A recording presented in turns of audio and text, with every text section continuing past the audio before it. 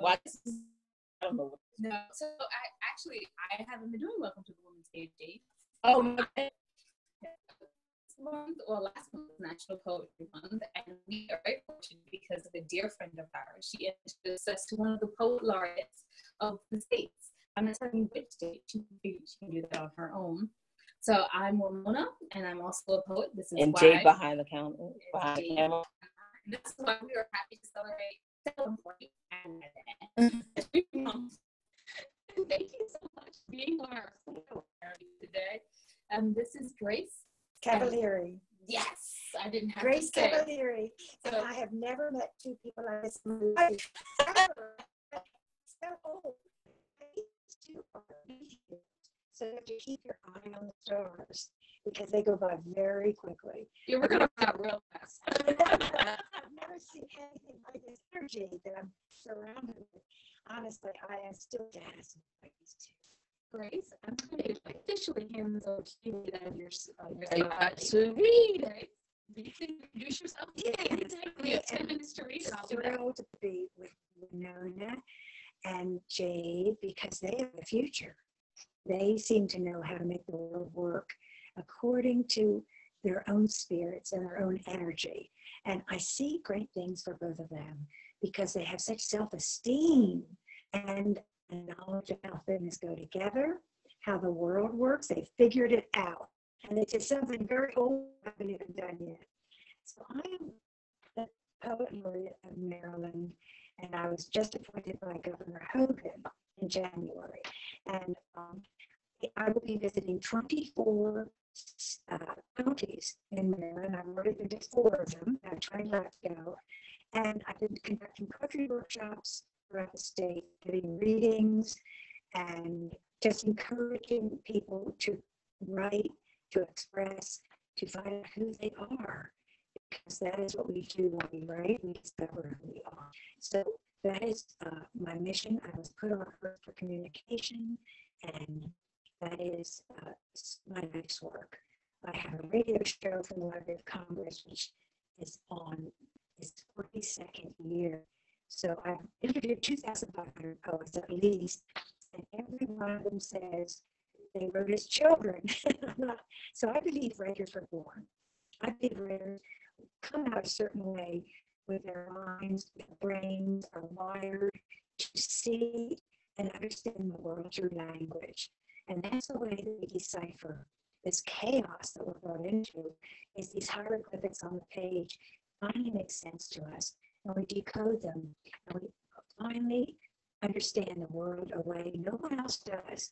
Artists do it with color, other people do it with music, but writers are born to see the world as language, as a paradigm. And these are the people I want to hang with, and I've got 2 with me right now. So I'm just going to read a few poems. And my husband of 60 years was a very fabulous person. He was an naval aviator, and he was also a metal sculptor of great report. And right now we're looking at some of the things surrounding us in this room where he will kiss Cavaleri. And I in junior high school, and I was very young, and he was one of the safety guards. Now that's big, to have a crush on a safety guard. He was in the 9th grade, and I was in the 7th, but that big time. So this is called safety. When you were in the 9th grade and I was in the 7th, you were a crossing guard keeping order at junior high school number 3. No one was disobedient when you wore that wide yellow strap across your chest. No one bruised another, caused trouble, or so much as threw a stone. And cracked a joke about you in uniform. Did that yellow vest feed your soul to know someday you'd fly a plane, just to feel the power of a strap across your chest? What liberation to know how to be in charge, strong and capable, flying through gunfire and lightning again and again to come back to me. Although we were young, we were teeny. Since then, I never knew the world about you. I must be 12. And I didn't feel as if I were 12 years old. I found that I didn't know how to drive a car. But yes, I found that I had to learn how to do the world all over again. And he left me so that I would get a chance to be independent on the last leg of this journey and wanted me to have it over myself, I think. So I'm going to read a poem about that, and it's called Identification. We're all too young to understand this, but when we were young, the big thing was to have an identification bracelet with his name on it. And it's called identification.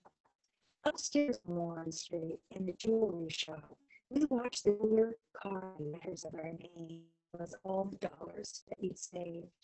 It was silver with my name on the front in cursive swirls and yours black letters on the back. I was 17 and we were matching figured sweaters, style 1950. Blue with white stars, woolen like sweaters at that time. Years passed, houses and children went and came and went, and I forgot that time and money spent until you died. And then among your personals, dog tags worn to Leos, although you thought it was just another cruise, there, attached to your dog tags, an ID bracelet fixed chain to chain to bring you safely home again. I put it around my wrist and waited these past 2 years until it went away last week where it dropped. I'll never know. I every store and drawer, drove down the swimming pool to reach the bottom. Others helped. I caught each place I've been, and then Cindy bought a brand new one engraved with our old names. But now I think I know the sign. I think you can. Bought it, carried it to sea, and took it back again. Generous Indian saying, I release you now to start life. You, my wife, in silver scroll are free. So one of the things you'll go through when you have a great loss of this, and I'm talking about a marriage of 60 years, is that one of the things is you just get mad. You're angry because you can't understand why you were there. And so this is called Arabia. And I was actually getting pretty mad at him because he left me. How could he die and leave me? And he was quite an adventurer throughout his whole life. And a champion swimmer and a person who's been all over the world. So this is called Arabia. So you're gone. Briefly reached the left bank, looking among the troops. There you are, holding on to adventure as if it were the code for eternal life. Pressing on your khaki vest through muddy fields and turf-spalled clouds and mosquitoes. Maybe you're flying over flaming hills. Never mind, I'll go to Boston, where I know someone, and I'll find a job. I may move to Jacksonville, where we had so much fun. I'm sure you'll find yours, whatever that is, while I'm leafing through these damn letters, yellowing in the drawer. And even if I read aloud the book I wrote for you, Arabia wins. You weren't put on earth to make me happy. You'll go anyway. And I'm going to talk about my favorite, my secret lover, and this is called Work. And I've written many books and plays, and I think life forces. And so this poem is about that. It's called Work is My Secret Lover. And there's an epigraph by Paul Zimmer that says, Jasmine even refer to sex as work. Some primitive people believe that death is work. Work is my secret lover. Work takes a palm of my hand to kiss in the middle of the night. My wrist lightly and feels the pulse. Work is who you'll find with me when you tiptoe up the stairs, and you'll hear my footsteps through the shadows. You'll see me lift my arm to stretch and then lean down to put my head to it. Work through I once for all that was left unsaid. So I took to it like a young bride, flushed with excitement. Adultery too, yes, I admit it. Nowadays, When others gathered at the table, I was dreaming of it, making up to the movement of paper, the words from my lips, the feel of it. Sometimes when company came, I'd throw a tablecloth over my work and set the plates, and everyone acted as if nothing were visible, pretending I was the good hostess that I was, while on the Christmas tree, work waited patiently, ornaments gleaming like a groom. I am guilty as charged, for nothing else could buy my feelings. And why would I sell the only thing that ever loved me the way I love back? But my beautiful, long-lasting, faithful lover, my friend who will never leave. Thank you so much for joining us, Miss Grace. We really appreciate.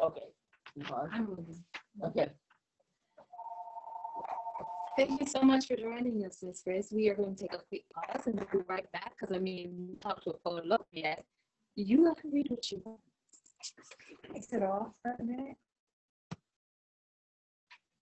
Is it off?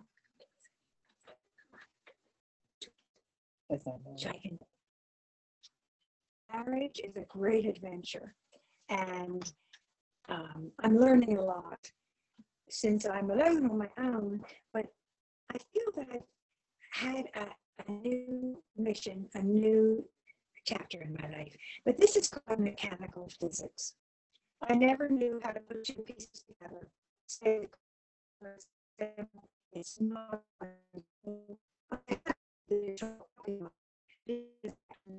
match. Can you imagine myself? I could do anything with another one. How? I can furniture, boxes, all marking forever. I could feel the lessons yet to learn, the escape from reason. I could feel my human failure. Is the house. How I know who will hold me at sunset. I can't make the parts come together as we once were. I cannot match the seams, square the ending. Now this poem, which is called Locator.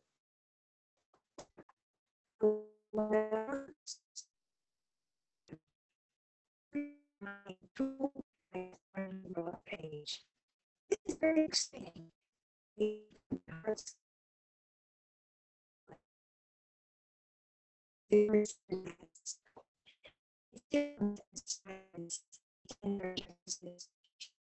Bodies were always prepared for it. I remember this tissue, sustaining legend. Here's the door that locked us.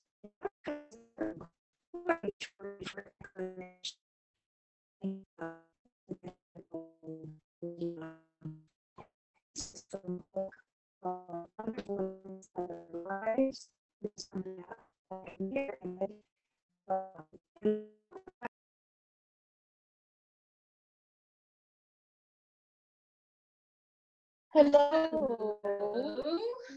If you could give us a moment. All right. We're recording wherever you are for joining us, and you're stuck hearing my lovely voice read, and then we'll do your interview. I promise. Okay. Oh wait, I need to do your interview. I apologize. I need to ask you 3 questions. Number 1, how did you start writing poetry? I think everyone, as I said, is a writer at birth, and I just started writing. I think when about 9 years old, I wrote my first poem called Baby Jones' Locker. And I still have that poem, actually. I'm not used to doing this in person, can you tell? Number 2, I want to say, what do you feel is your greatest accomplishment in writing so far? I believe that when I write a book in poetry about a character such as Anna Nicole Smith, I just wrote a book about her, I loved her. And then I wrote a play about her, which was in New York, and I changed the narrative so she won at the end, because I didn't like the way she was treated. So being a writer, you can change things. And so my greatest accomplishment is taking women in literature, writing books of poems about them, and then putting them on the stage in New York and vindicating them and getting a better ending to a life.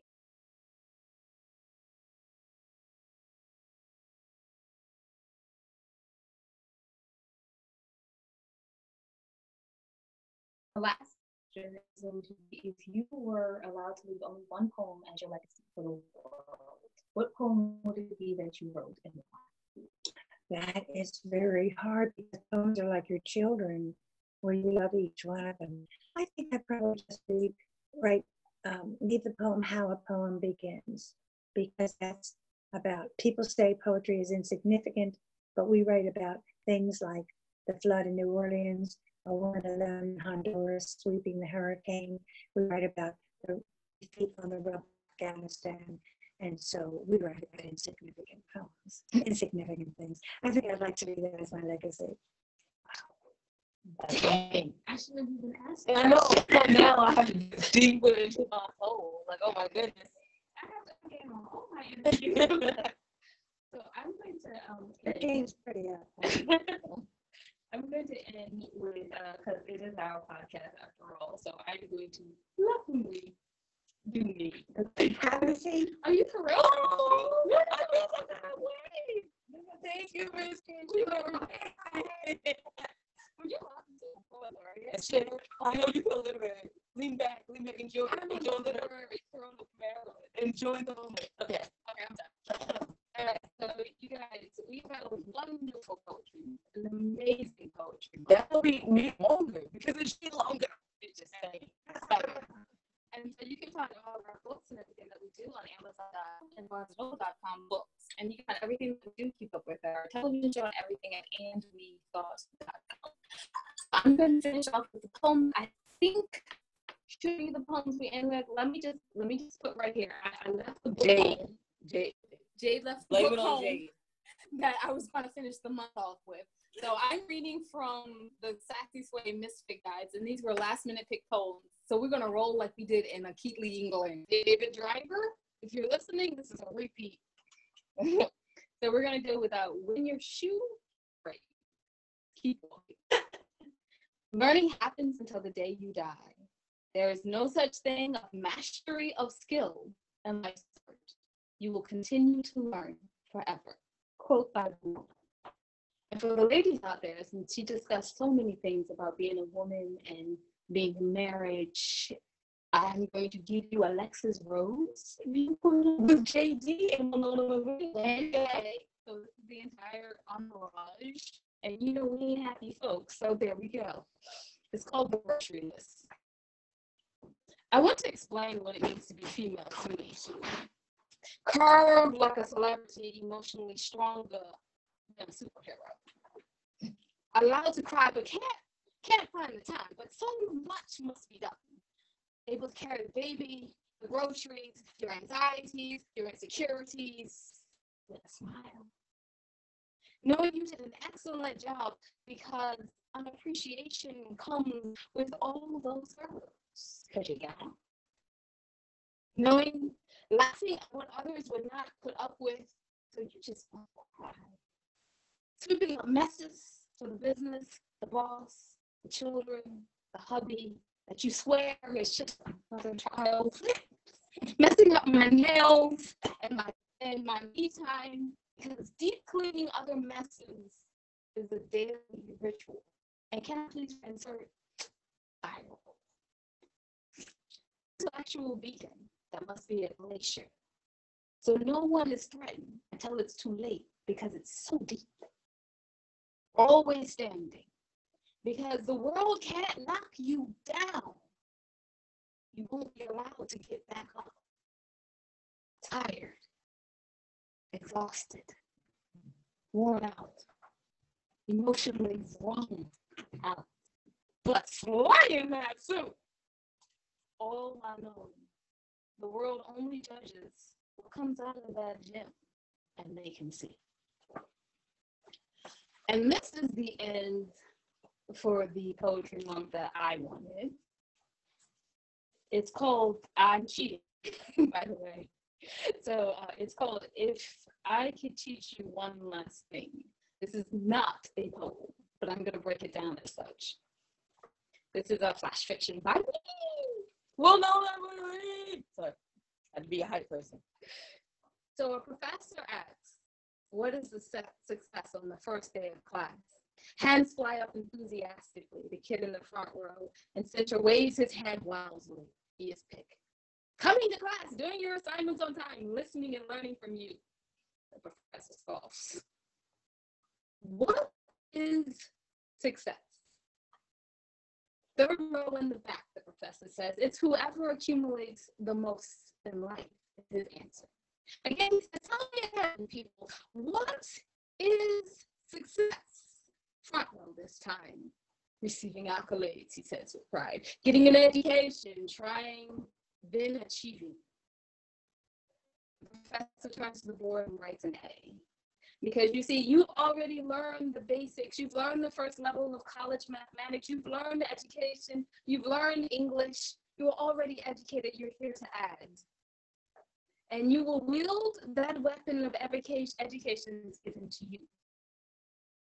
Every decision, every person, every acquaintance or thought lends to the success of others. That is all that matters. He dropped the chalk and walked toward his desk. He said, class, he spat.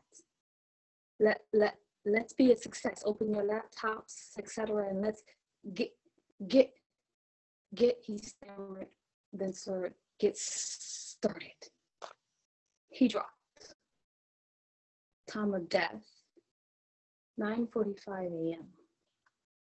The end of 72 years of successful awakening and impacting and influences was at its end. So I want to ask all of you, through National Poetry Month and for the rest of the year until we come back again, be successful. If it's financial, if it's educational, it's just for you. Find that success. When your 9:45 a.m. comes, know it was a successful awakening at its end.